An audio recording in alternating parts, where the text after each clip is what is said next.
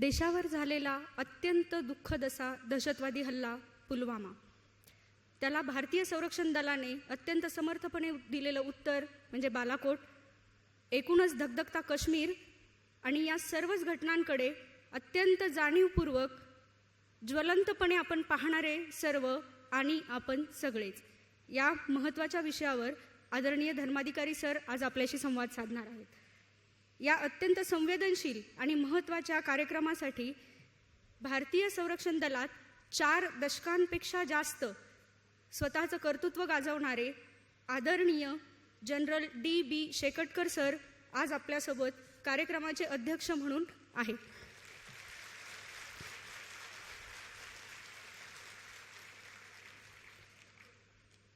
भारत पाकिस्तान 1965चं युद्ध, 1971चं युद्ध, 1999चं कारगिल युद्ध या सर्वांमध्ये जनरल शेकटकर सरांचा अत्यंत मोलाचा वाटा आहे. सरांना 1981 मध्ये विशिष्ट सेवा मेडल, 1997 मध्ये अतिविशिष्ट सेवा मेडल, 2002 मध्ये परम विशिष्ट सेवा मेडल या सर्वोच्च पुरस्कारांनी गौरविले गेलेले आहे.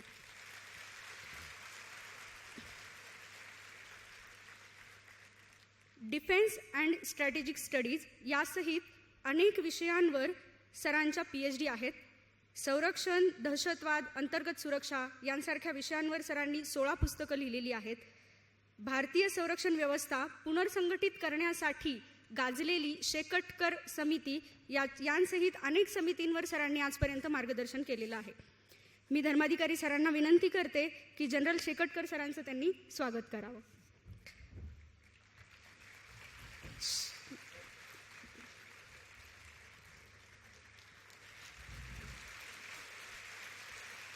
जनरल शेकटकर सर चाणक्य मंडल परिवारमध्ये विद्यार्थ्यांना नियमितपणे मार्गदर्शन करत असतात.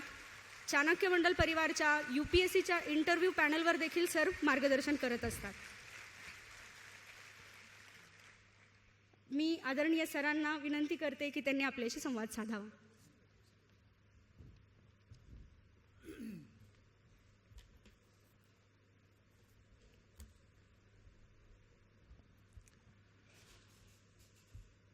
महाराष्ट्राचे आवडते सन्माननीय श्री अविनाशजी धर्माधिकारी आणि या सभागृहात उपस्थित माझ्यापेक्षा ज्येष्ठ आणि माझ्यापेक्षा श्रेष्ठ बंधू भगिनींनो,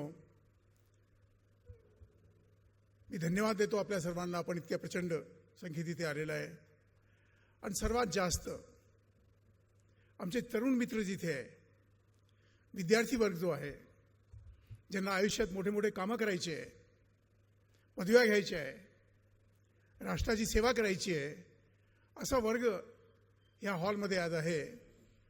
आणि पुण्यासारख्या जागेला हे शोभित पण दिसतं. महाराष्ट्राचे लाडके मी का म्हटले, काही माझा वैयक्तिक हेतू नाही, परंतु सत्यता सांगणं आवश्यक असतं.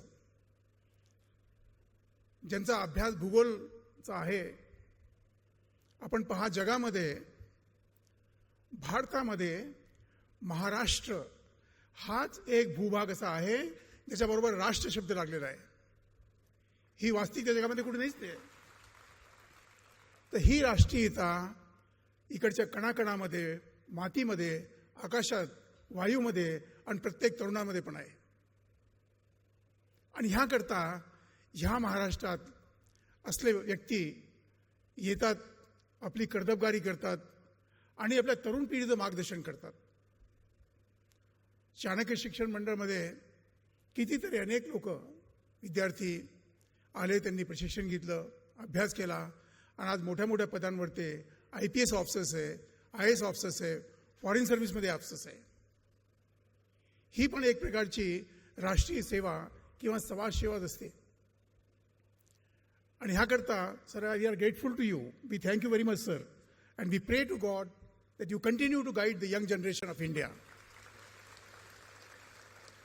Y I say young generation? मी मध्ये मध्ये 1-2 शब्द इंग्लिशचे बोलणार आहे, कारण की आम्ही कधी कधी जेव्हा इंटरव्ह्यूला घेतो बसतो IAS ऑफिसरच्या याच्याकरता, पुण्यामध्ये अशी कल्पना आहे की ज्या व्यक्तीला, ज्या माणसाला इंग्लिश येत नाही त्याला अक्कल नसते. मला थोडी बहुत आहे, आणि ह्याकरता फक्त तुम्हाला एक स्मरण करायकरता मी 2-3 वाक्य मध्ये इंग्लिशे बोलेन. There's a saying, only you can fight your battle. Nobody can fight for you. आयुष्यात जे पण करायचे ते आपल्यालाच करावं लागतं. लहानपणापासून आपण तरुण होण्यापर्यंत आणि वयस झाल्यानंतर अज्ञानतेबरोबर युद्ध करतो. नॉलेज आपण घेतो, दुसऱ्याशी चांगलं शिकतो, आपण त्यांचे गुण आपण घेतो. So learning is the process throughout the life. हे कधी संपत नाही. And therefore my compliment to the young generation sitting in this hall, you are the best and you will remain the best till you decide to be second best. So I wish you all the best. God bless you. Do well in life. चांगला अभ्यास करा, चांगले कामं करा आणि या राष्ट्राच्या राष्ट्रीयतेमध्ये आपला सहभाग टाका. मी आपल्याला एक निश्चित आश्वासित करू इच्छितोय. ह्या राष्ट्रात आता कोणताही व्यक्ती बाहेरून येऊन राज्य करणार नाही, शासन करणार नाही. माझा काही राजनीतीचा संबंध नाही. Please don't take me wrong about politics anything. राजनीतीवरती मी कधी बोलत नाही, कधीच बोलत नाही, कारण की सैन्यामध्ये मला ती बोलायची परवानगी नसते. परंतु अशी एक कल्पना है कि किसी भी राष्ट्र की राष्ट्र नीति के लिए राष्ट्र और राष्ट्र के जो मार्गदर्शक होते हैं वो राष्ट्र नीति बनाता है. अपन राष्ट्र नीति तैयार करते. India's doctrine, India's philosophy. उस राष्ट्र नीति की सफलता के लिए हमें राजनीति करना पड़ती है. To support the attainment of the national interest we have to do the politics of a different nation. It can be international politics, it can be anything of this sort. उस राजनीति की सहायता के लिए हमें कूटनीति करना पड़ती है. We have to adopt diplomacy to assist the attainment of the political aim of the nation. आणि ती डिप्लोमॅसी आपले फॉरेन सर्व्हिस ऑफिसर्स करतात, गव्हर्नन्स आपले ISS ऑफिसर्स करतात. And where the politics and diplomacy they both fail, there the nation has to adopt the military force, the warfare. त्या राजनीती आणि कूटनीतीच्या सहायता करता आपल्याला कधी कधी युद्धनीतीचा पण वापर करावा लागतं. आपण पाहिलं एक 15-20 दिवसात काय झालंय भारतामध्ये आणि भारताच्या अवतीभोवती. And therefore my request to you all, my young colleagues, young friends, study the governance, study the government, study the diplomacy, study the international relations and study the art of warfare. तुम्ही युद्धात जाऊ नका, परंतु युद्ध का होतात, कोण करतात, त्याच्या मागे कल्पना काय आहे, त्याचा हेतू काय असतो आणि न सांगितलेला हेतू कोणता असतो, ह्या सगळ्या गोष्टींचा अभ्यास आपल्याला करणं आवश्यक आहे. फक्त विद्यार्थ्यांनाच नव्हे तर प्रत्येक नागरिकाला. आत्ताच आपण प्रार्थना ऐकली, भाऊसागर भावार्थो. मी जेव्हा जन्मात आलो तेव्हा द्वितीय महायुद्ध चालला होता. माझा जन्म इथे अंबरनाथलाच झाला होता, ऑर्डिनन्स फॅक्टरीच्या जवळ. आणि 3ऱ्या वर्गापर्यंत शिकताना राष्ट्रगीत नव्हतं आमच्याकडे. जनगणमन हे आम्ही कधी ऐकलंच नव्हतं. राष्ट्रछंदासुद्धा मी पाहिला नव्हता. त्या गुलामीतून वर आल्यानंतर, शिक्षण घेतल्यानंतर, कॉलेजमध्ये अभ्यास केल्यानंतर, सैन्यात झालं, युद्धात भाग घेतला. जेव्हा 1962 युद्ध चाललं होतं तेव्हा माझं प्रशिक्षण चाललं होतं इंडियन मिलिटरी अकॅडमीमध्ये. 18.5 वर्षाचं वय होतं माझं आणि 20व्या वर्षात मी अधिकारी झालो. 1965चं युद्ध झालं, 1971चं युद्ध झालं. कारगिलच्या युद्धाच्या वेळेला माझ्याकडे पूर्ण चीनच्या बॉर्डरची जिम्मेदारी होती. पूर्ण the entire China border I was controlling the whole thing. आणि त्यांनी मला त्रास दिला त्या युद्धात. आतंकवाद मी पाहिलेला आहे, ईशान्य भारतातला गोरिल्ला वार पाहिलेला आहे. कम्युनल व्हायलन्स, जाती आधारावरती, धर्माच्या आधारावरती जे भांडणं करतात ते मी पाहिलेले आहे. गुजरातमध्ये, उत्तर प्रदेशमध्ये, काश्मीरमध्ये, पंजाबमध्ये. आणि त्या सर्व अनुभवाच्या आधारावरतून मी आपल्याला विनंती करतोय, if you wish to prevent a war, be prepared for it. जर आपल्याला युद्ध किंवा विपत्ती टाळायची असेल तर त्याच्याकरता तुम्ही तयार राहा, तत्पर राहू नका. Be prepared for it. If you are not prepared for war or a conflict, you will get sucked into the war at the place, time and circumstances which will not be of your choosing. जर तुम्ही युद्ध करता, विपत्तीचा सामना करायकरता तयार नाही आहात, सक्षम नाही आहात, कुशल नाही आहात, तो युद्ध तुमच्या डोक्यावरती थोपला जाईल. आपल्या शत्रू राष्ट्रांनी भारतावरती तो युद्ध थोपलेला आहे. ही वास्तविकता आहे. 1965च्या युद्धामध्ये त्यांनी पाहिलं, त्या युद्धात मी होतो, कॅप्टनच्या पदावरती होतो, काश्मीरलाच होतो. आणि त्यावेळेला त्यांच्या राष्ट्रपतींनी म्हटलं होतं त्यांच्या सेनाध्यक्षांना की पाकिस्तानचा हिरवा झेंडा दिल्लीच्या लाल किल्ल्यावरती फडकला पाहिजे. हे ऑर्डर्स होते त्यांना. पण त्याच्यानंतर त्याचे परिणाम काय झाले आपल्या सर्वांना माहीत आहे. 1971 मध्ये मी मेजरच्या पदावरती काम करत असताना पहिले बांगलादेश, ज्याला आपण ईस्ट पाकिस्तान म्हणत होतो, नंतर पश्चिम पाकिस्तान, हे सियालकोट, लाहोर वगैरे जे आहे तिथपर्यंत मी पोहोचलो होतो. आपण त्यांना परत शिकवला. आपली इच्छा नव्हती, पण त्यांनी आपल्याला निमंत्रण दिलं भारतीय सैन्याला. आणि ह्याकरता युद्धाची सुरुवात त्यांनीच केली होती, आपण केली नाही. 1965च्या युद्धामध्ये आणि 1971च्या युद्धामध्ये पाकिस्तानच्या विमानांनी येऊन भारतीय वायुसेनेच्या विमानतळावरती हल्ला पहिले त्यांनी केला संध्याकाळी 5:30 वाजता. आणि मग त्याचं आपण उत्तर 1 तासाच्या आतमध्ये त्यांना दिलं. मी का आपल्याला सांगतोय हे? भारताची संस्कृती युद्ध करायची नाही. भारताची संस्कृती आहे युद्ध थांबायची, शांतिप्रिय व्यवस्थित राहिली. परंतु आज जे युद्ध आपल्यावरती थोपले जातात हे मुद्दामून थोपले जातात. लोक घाबरलेले आहे भारतापासून.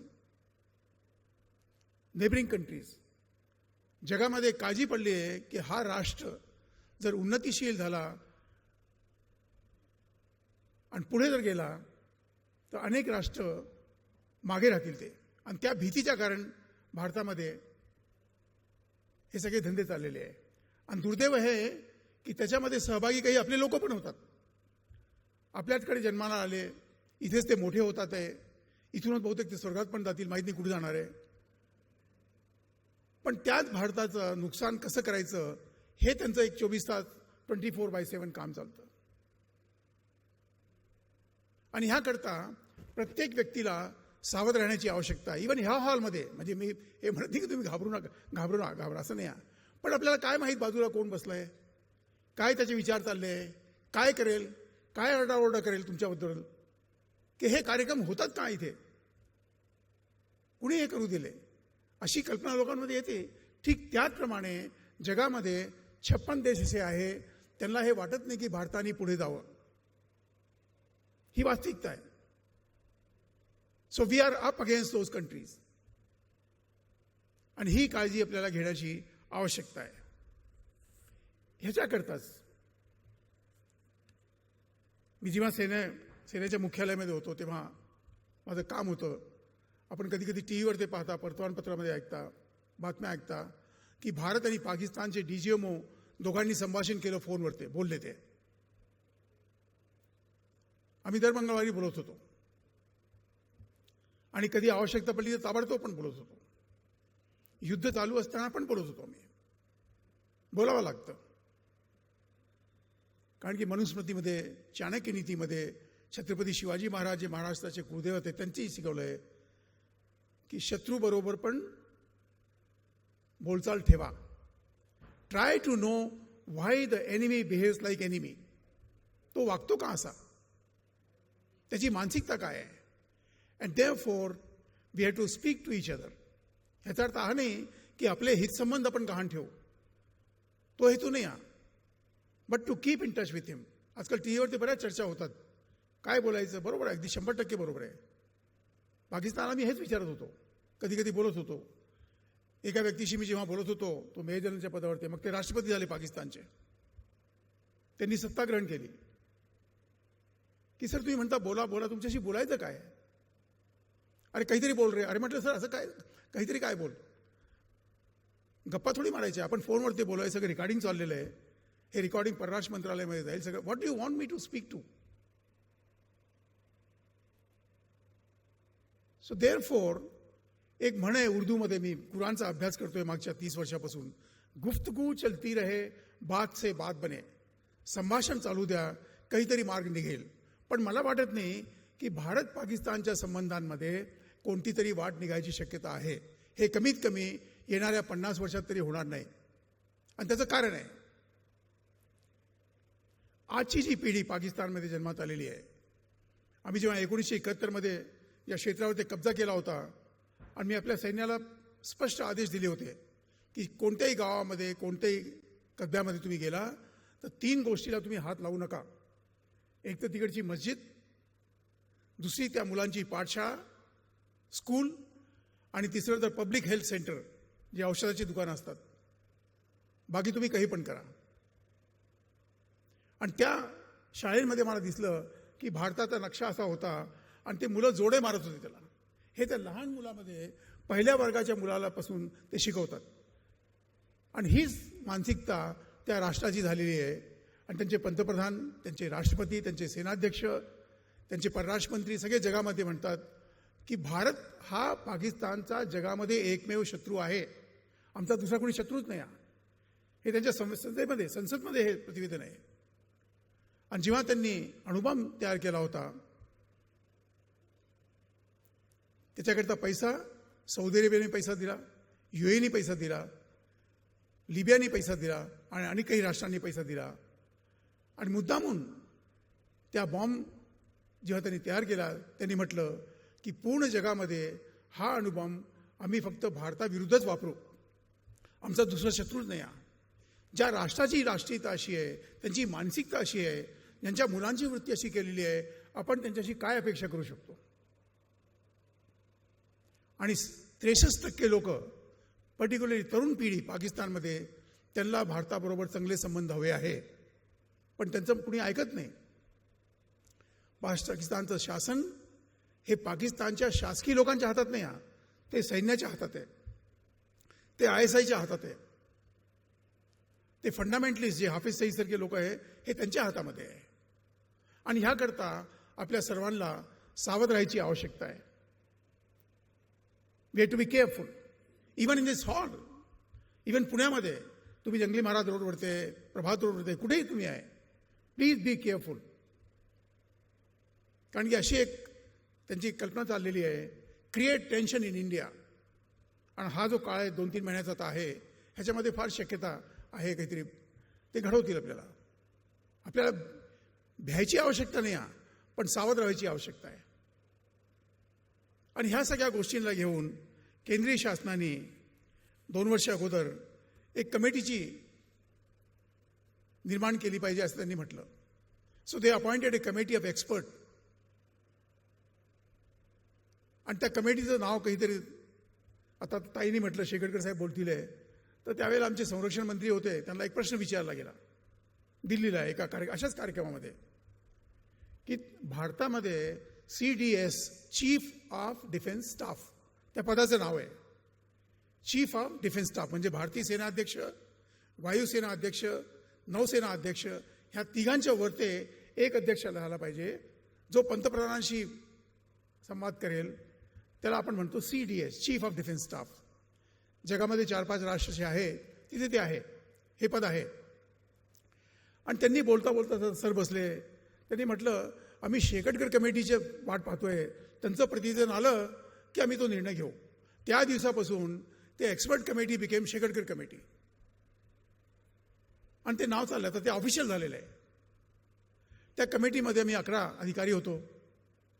प्रत्येकाने 40-40 वर्षाचा अनुभव होता. आमच्याबरोबर IAS ऑफिसर्स पण होते, डिफेन्स मिनिस्ट्रीचे पण ऑफिसर होते, वायुसेना, नौसेना, थलसेना असे मोठे मोठे अधिकारी होते.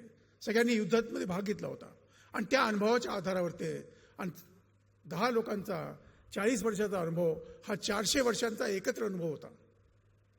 ती कमिटी आम्ही गेली आहे आणि त्याच्यामध्ये आम्ही वर्षभर अभ्यास करून काही प्रतिवेदन शासनाला दिले, गव्हर्नमेंटला दिले आहे आणि त्याच्यामध्ये मी स्पष्ट हे म्हटलेलं आहे की आपल्याला पाकिस्तानबरोबर मैत्री होईल ही कल्पना आपण आणली पाहिजे नाही.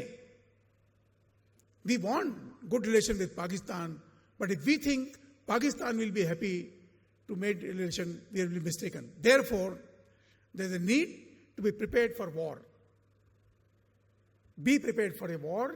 If you are not prepared for a war, you get sucked into the war at the place and time which will not be of your choosing. कारगिलच्या युद्धात तेच झालं, 1965च्या युद्धात तेच झालं, 1962च्या युद्धामध्ये तेच झालं. And therefore, that committee has made certain recommendations. अनेक 188 रिकमेंडेशन त्याच्यामध्ये आहे, शिफारशी आहे. सैन्य कमी करायबद्दल नाही, त्यात एकही सैनिक कमी होणार नाही. परंतु जे सैन्य आता काम करतंय त्यांची गुणवत्ता कशी वापरायची, गुणवत्ता वाढायशिवाय आपण कामं करू शकत नाही. 21व्या शतकातलं युद्ध हे माहितीचं युद्ध आहे. It's a information war. शत्रूला आपल्याबद्दल माहिती आहे, आपल्याला शत्रूबद्दल माहिती आहे. आपल्याकडे पण काहीतरी काही राजकारणी असतात लोक, ते म्हणतात अमक्या अमक्या पक्षातला व्यक्ती अमक्या अमक्या जागी जाणार आहे. त्यांना सांगतो कोण? माहिती ठेवावी लागते ना, कारण तो एक भाग वेगळा आहे त्याचा. त्याचप्रमाणे कोणतंही राष्ट्र आपल्या शत्रूबद्दल किंवा आपल्या मित्राबद्दल माहिती काढतो. आपलं सैन्य कुठे लागलेलं आहे हे त्याला माहीत असतं. आता सर याच्यावरती बोलणार आहे जास्त. बालाकोटवरती जे आपण वायुसेनेला पाठवून पण तिथे आक्रमण नाही केलं आपण. भारताने पाकिस्तानवर आक्रमण केलं नाही. भारताने पाकिस्तानमध्ये काम करणारे कार्यरत जे आतंकवादी गड होते त्याला आपण ध्वस्त केलेलं आहे आणि जर आवश्यकता पडली तर मी परत करू, हे नक्कीच आहे. सोडणार नाही त्यांना. जेव्हा उरीवरती आपला हल्ला झाला होता तेव्हा आपल्याला उरी एक सर्जिकल स्ट्राईक करावी लागली होती. त्याचा एक सिनेमा पण तयार झालेला आहे. आणि सकाळी 4 वाजतापर्यंत पंतप्रधान, संरक्षण मंत्री, सेना अध्यक्ष सगळे बसले होते ऑफिसमध्ये. ते सगळे पाहत होते काय चाललेलं आहे. आणि जेव्हा त्यांना कळलं 4:48 ते की आपला प्रत्येक सैनिक भारतामध्ये आला, मग ते गेले आपल्या रूममध्ये आराम करायला. काळजी घेतात ते. असं नसतं की ते झोपतात काही लोक, असं नसतंच. ठीक त्याचप्रमाणे आता जी एअर स्ट्राईक आपण केलेली आहे त्याची माहिती आपल्याकडे होती, इथे किती लोक आहे. आणि हा जो बालाकोट जो आहे हा 1761 पासून आतंकवादी गडांचा गड आहे. 1761, 1761. एक उत्तर प्रदेशमधला एक माथेफिरू व्यक्ती बालाकोटला गेला आणि त्यांनी तिथे हे आतंकवादी तत्व, त्यावेळेला त्याचा उद्देश होता महाराजा रणजीत सिंग जे पंजाबमध्ये शासन करत होते आणि ज्यांचं शासन अफगाणिस्तानपर्यंत होतं आणि तिबेटपर्यंत होतं त्यांना ध्वस्त करायचं. आणि मग त्यांनी ह्याला ध्वस्त केलं.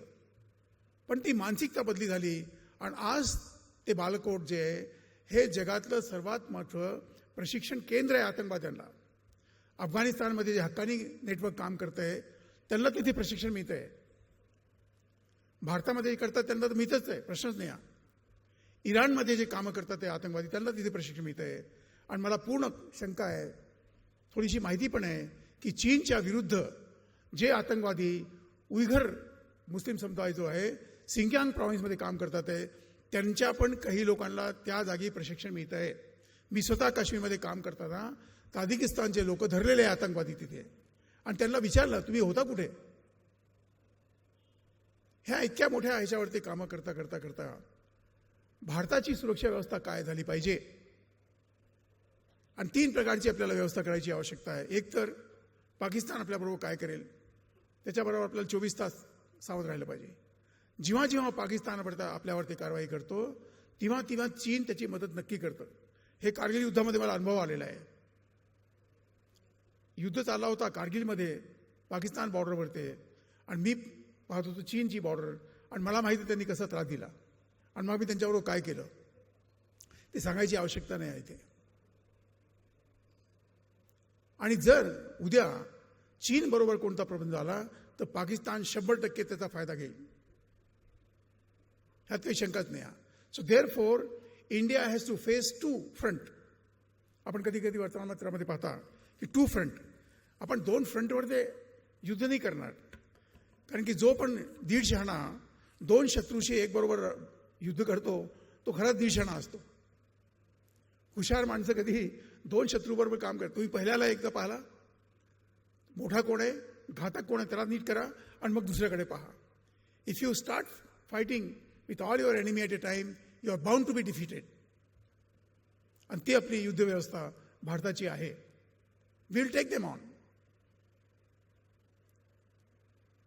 आणि ज्या दिवशी हे युरीचं सर्जिकल स्ट्राईक झालं तेव्हा पंतप्रधानांनी सेनाध्यक्षांना, परराष्ट्र सचिवला सांगितलं, तुम्ही पाकिस्तानला कळवा आम्ही आलो होतो तिथे, परत बोलवू नका. हे उरी स्ट्राईकमध्ये त्यांनी म्हटलेलं आहे. हे त्यांचा साक्षात्कार होते पण आहे की मुझे उनको बताना पड़ा कि हम वहां आए थे, दोबारा निमंत्रण मत दीजिए. हे त्यांचे शब्द आहे, धमकी नाही आहे. पण शत्रूला आपल्याबद्दल वास्तविकता कळली पाहिजे की तो काळ आता गेला की तुम्ही आमच्या विरुद्ध काही पण कराल, आम्ही नुसतं व्याख्यानं देऊ, मोठे मोठे संभाषणं करू, आम्ही हे करू, आम्ही ते करू, फक्त घरी जाऊ, पिठलं भात खाऊ, झुणका भाकर खाऊन झोपून जाऊ. तो काळ गेला आहे आता. आणि ह्याकरता तो संदेश देण्याकरता आपल्याला हे काम करावं लागलं. पूर्ण जगाला पण आपल्याला संदेश द्यावा लागला की don't take India lightly now. India now is not the India of that time which you saw. India is a different India. That is the fact of life. And the new India are the youth people, my young generation, my young friend, you are the custodian of India. अगर पढ़ेगा India तो बढ़ेगा India, और जब बढ़ेगा India तो लड़ेगा India. So you will study well. अज्ञानता के साथ आप युद्ध करेंगे, अकुशलता के साथ आप युद्ध करेंगे, अकर्मण्यता के साथ आप युद्ध करेंगे, अक्षमता के साथ युद्ध करेंगे. और जब आप इन तत्वों के साथ युद्ध करेंगे तभी आप क्षम होंगे, कुशल होंगे, कर्मण्य होंगे, और जग फिर आपसे युद्ध करना भूल जाएगा, आपके साथ काम करना सीखेगा वो. End that is your future. End therefore I wish you all the best in this speech. शेवटी 2-3च मुद्दे मला सांगायचे. सरांचं व्याख्यान जास्त महत्वाचं आहे. उद्या सकाळी मला दिल्लीकडे पण जायचं आहे. आज संध्याकाळी पण माझा एक कार्यक्रम आहे, एक रेकॉर्डिंग आहे माझं. Sir with your permission can I.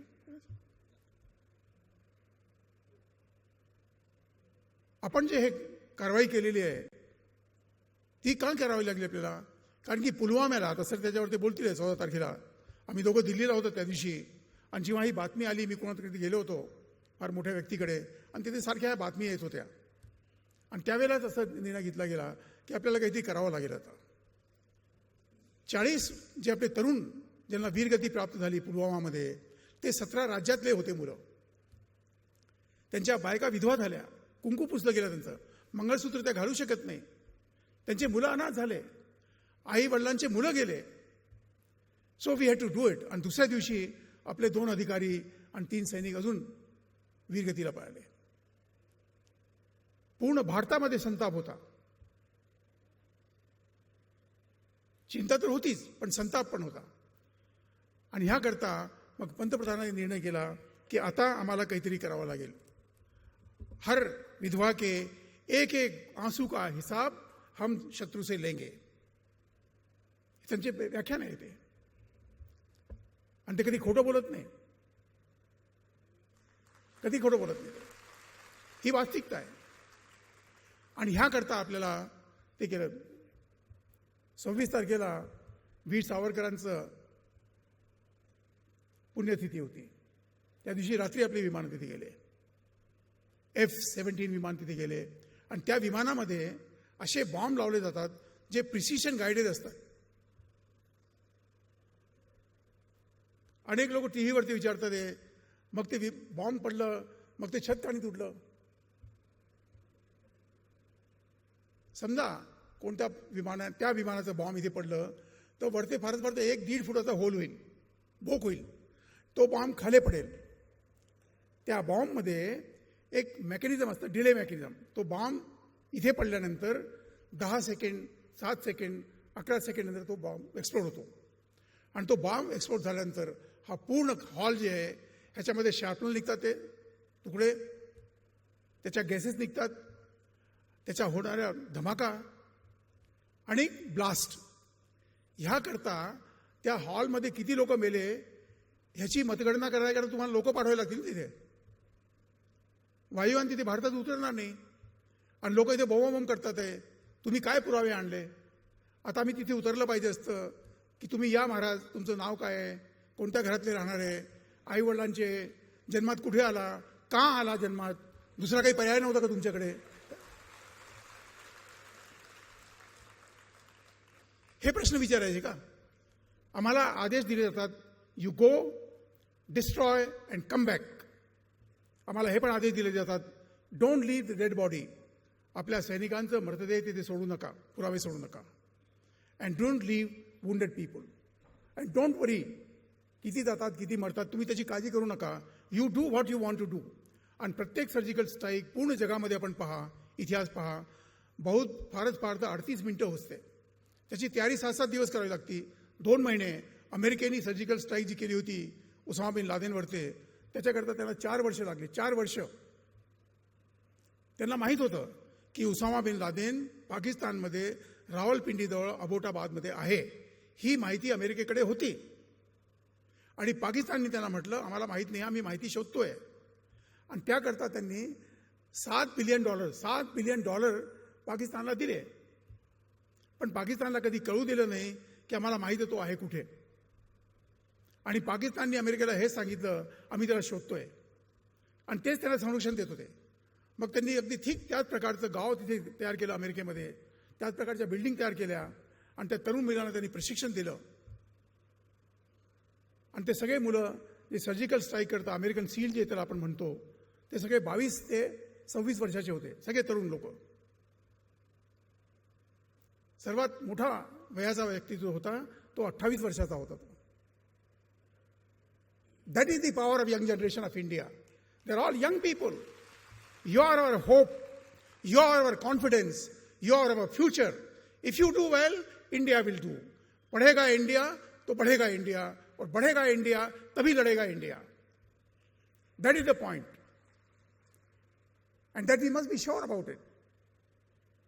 आणि मग ते गेले, त्यांनी तिथे स्ट्राईक केली आणि 38 मिनिटात ते परत आले.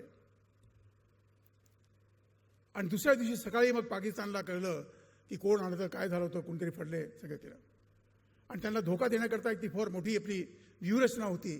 त्याच्याकरता आपल्याला 12 दिवस लागले की त्यांना कळलं नाही पाहिजे की भारतातले विमान कुठे येतील आहे, कोणत्या वाटेने येतील आहे, किती येतील आहे, कोणते बॉम्ब लावणार आहे, ह्यातली काहीही माहिती त्यांना नव्हती. आणि तिकडच्या परराष्ट्र मंत्र्यांनी आणि संरक्षण मंत्र्यांनी म्हटलं की रात्री भारताचे विमान आले चोरीने, आम्हाला दिसलं नाही. तुम्ही आंधळे राहा, आम्ही परत येऊ, परत तुम्हाला दिसणार नाही.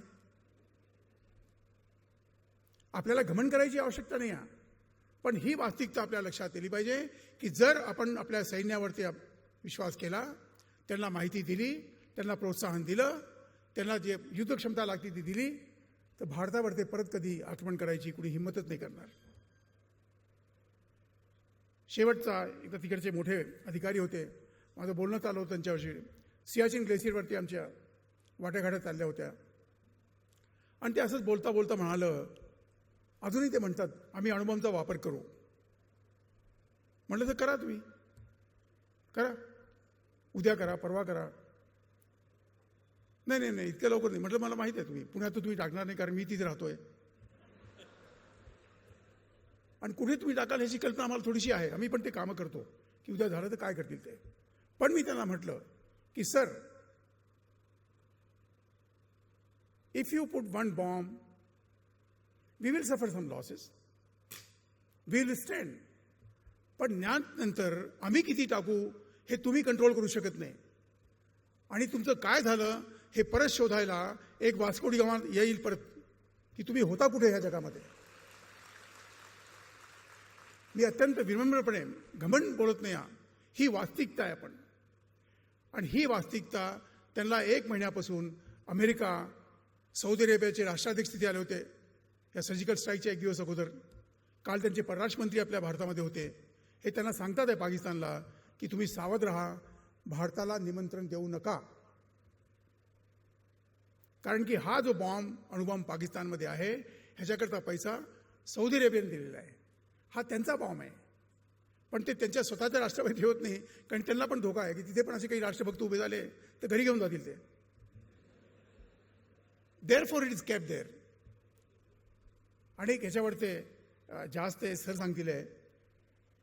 पण एक again my young generation, my friend, please remember, don't ever depend for your personal security on anybody else. You cannot outsource your national security. तुम्ही आपली राष्ट्रीय सुरक्षा आउटसोर्स करू शकत नाही, अमक्या कंपनीला द्या, असं होत नाही ते. You cannot outsource your national defense to anybody. आपलं राष्ट्रीय संरक्षण जे आहे तुम्ही कोणाला आउटसोर्स करू शकत नाही, अमेरिकेला करू शकत नाही, रशियाला करू शकत नाही, कोणाला देतो.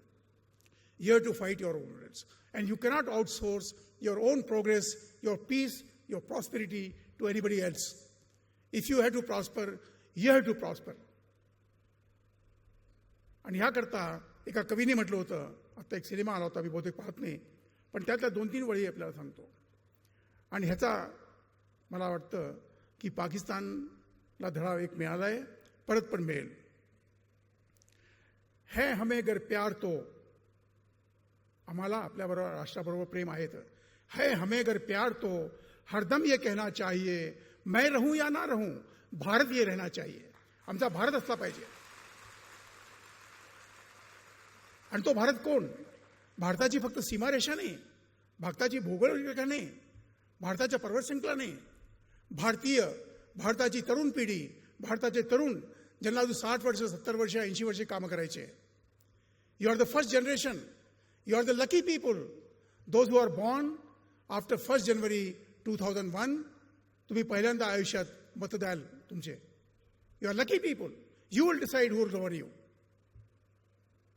That is your decision. Nobody can stop it. इसलिए है हमें अगर प्यार तो हरदम ये कहना चाहिए, मैं रहूं या ना रहूं, भारत ये रहना चाहिए. शत्रु से कह दो जरा सीमा में रहना सीख ले. है मेरा भारत अमर, ये सत्य कहना सीख ले. शक्ती की इस हस्ती को आपण जे प्रदर्शन करतो 26 जानेवारीला भारतात राजपथवर ते सैन्य प्रशिक्षण करतो. आपण जी सर्जिकल स्ट्राईक केली, परवा आपले एअरक्राफ्ट गेले, हे सगळं शक्तीचं प्रदर्शन आहे. हस्ती की इस शक्ति को बढ़कर दिखाना चाहिए, मैं रहूं या ना रहूं, भारतीय रहना चाहिए. आणि त्या भारताचं निर्माण बहुतेक धर्माधिकारी सारखे, चाणक्य शिक्षण मंडळ पवार, आपले विद्यापीठ, आपले शासनबद्धता हे सगळं करतात आहे. आपण मला वेळ दिला, धन्यवाद, नमस्कार, ऑल द बेस्ट.